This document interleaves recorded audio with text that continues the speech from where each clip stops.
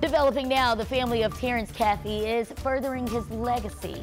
Just ahead, how they're using a giveaway to honor his name while serving the community.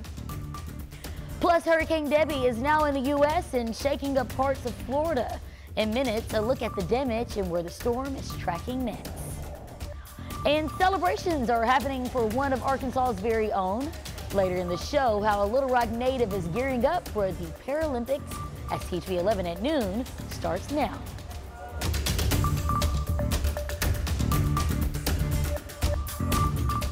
Well, we're entering another week of rising temperatures in central Arkansas.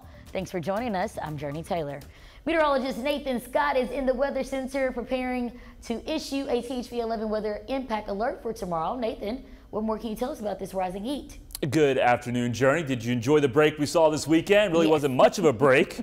The high on Saturday, 95 degrees. Yesterday's high, we got up to 97. And today, I think we'll be pretty much in the same ballpark.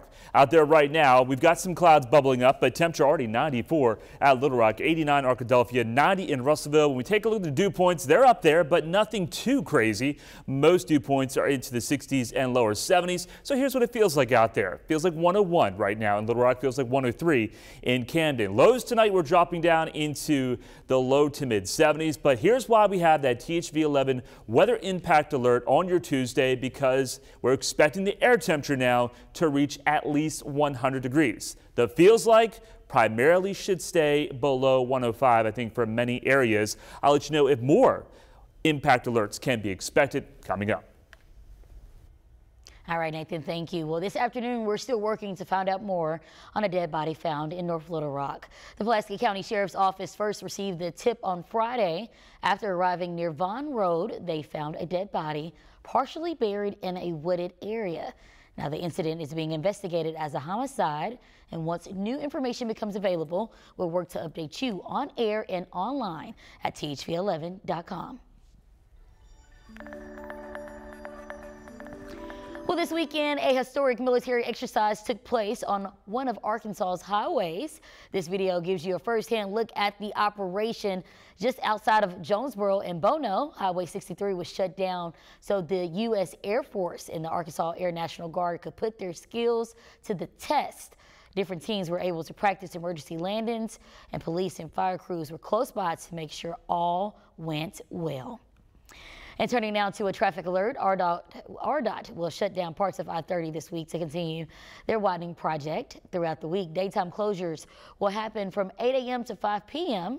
Lanes will close overnight from 8 p.m. to 5 a.m.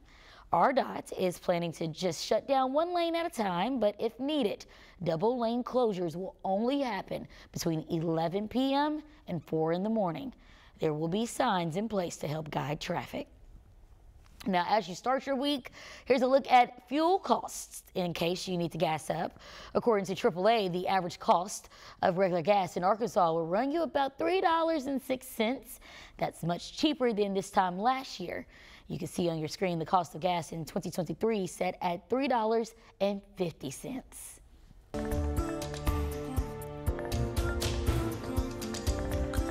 Back to school season is upon us, and with summer coming to an end, doctors recommend getting your kids on a routine schedule. Something that may help, though, is finding a good morning routine. Experts recommend starting with a nice, healthy breakfast as a good way to start the day. You should also consider a better routine before bed, as things like going to bed at a decent time could play a major role with getting ready for the next day. A lot of children, their sleep schedule is messed up during the summertime. They stay up very late and they're waking up very late. And then once they have to start school again, they're really off of their regular sleep schedule and they go to school tired.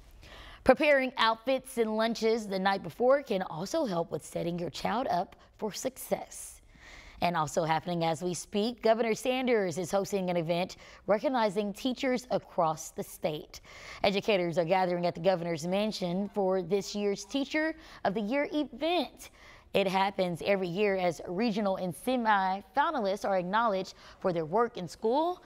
And guess what? Even if you didn't receive an invitation, THV 11 wants to shout out all the teachers in the Natural State for the work you do each day. And a new face is stepping up to lead the U.S. National Guard. Governor Sanders is congratulating Major General Jonathan Stubbs, who would now serve as the head of the department.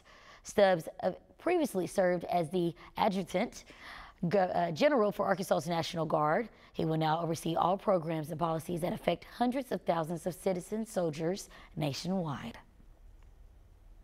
Well, this weekend, the family of Terrence Caffey used the pain of losing their loved one to get back to the community. As a way to keep his name alive, Caffey's family gave away free school supplies. In December of 2021, Terrence died in police custody. 3 years later, his family is continuing his legacy by giving away supplies, clothes, and food to people in need.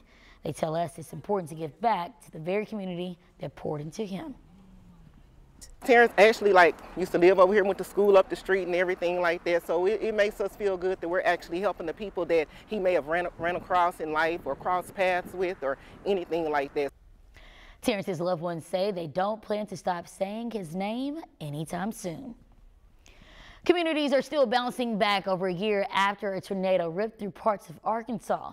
The Parkview Baptist Church is among the places faced with devastation after the March tornado. Fast forward to today, though, the church's pastor says they're getting help from right around the corner. The Amboy Baptist Church invited Parkview Baptist to their larger sanctuary, and from there, a new congregation was formed.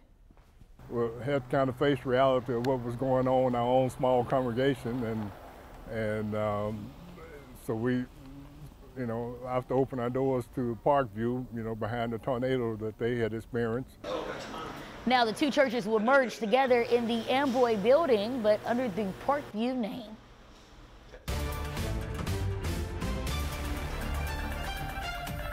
He is a dangerous San Francisco liberal who wants to do things like take your health insurance away on the job and give it to illegal aliens because she wants to decriminalize illegal immigration into this country. That's just the small tip of the iceberg of her radical views. Well, those are the words of Arkansas U.S. Senator Tom Cotton as members of the GOP criticized Vice President Kamala Harris.